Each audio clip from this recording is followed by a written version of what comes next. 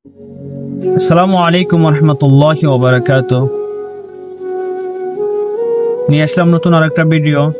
যে ভিডিওটা আলোচনা করব আমরা জাহান্নামের আগুনটা আল্লাহ তাআলা কতটুকু পাওয়ারফুল রেখেছেন বা কতটুকু প্রচন্ড হবে সে বিষয় নিয়ে কয়েকটি কথা বলবো।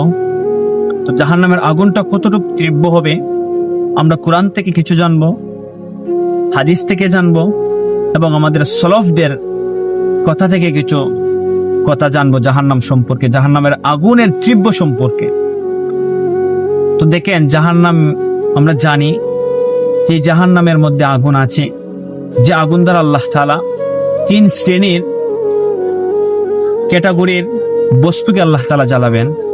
তোর মধ্যে একটা হলো মানুষ জাতিকে আল্লাহ তাআলা জাহান্নামের আগুন দ্বারা জ্বালাবেন, আরেকটা হলো জিন জাতি, আর আরেকটা হলো বস্তু হলো সেটা হলো পাথর।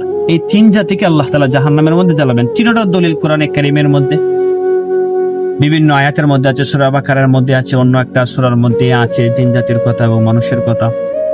তো যাই হোক, আল্লাহ তাআলা এই 3 বস্তুকে জাহান্নামের আগুন দ্বারা জ্বালাবেন। তো জাহান্নামের আগুনটা কতটুকু তীব্র হবে সে সম্পর্কে প্রথম কথা আমরা কোরআন থেকে জেনে নেই। যে আল্লাহ রাব্বুল আলামিন সূরা তাওবার 81 নম্বর আয়াতের মধ্যে আল্লাহ তাআলা বলতেছেন যে জাহান্নামের আগুনটা কতটুকু তীব্র হবে। আল্লাহ বলতেছেন, কুল নারু জাহান্নাম, হে নবী আপনি উম্মতদেরকে জানিয়ে দাও যে জাহান্নামের আগুনটা যে আসাদ্দু হাররান, প্রচন্ডতর উত্তপ্ত হবে, প্রচন্ডতম গরম হবে, যা বলে প্রকাশ করা যাবে না। এই জন্য আল্লাহ রাব্বুল আলামিন ইসমে তাফদীল দ্বারা এটা ব্যবহার করেছেন যে জাহান্নামের আগুনটা প্রচন্ড হবে। এরপরে বলতেছেন, লাউ কানু ইয়াফকাহুন, হায় যদি তারা বুঝতো, যদি তারা মানতো, যদি তাদের আকল দ্বারা তারা অনুধাবন করতো এই জাহান্নামের আগুনটা কতটুকু ভয়ানক হবে, কতটুকু পাওয়ারফুল হবে, কতটুকু তেজস্বপূর্ণ হবে। কিন্তু আজকে আমরা বুঝি না এই জাহান্নামের আগুনটা কতটুকু তীব্র হবে। তো আমরা কোরআন থেকে জানলাম যে আল্লাহ তাআলা বলছেন যে প্রচন্ডত সে আগুনটা গরম হবে, উত্তপ্ত হবে।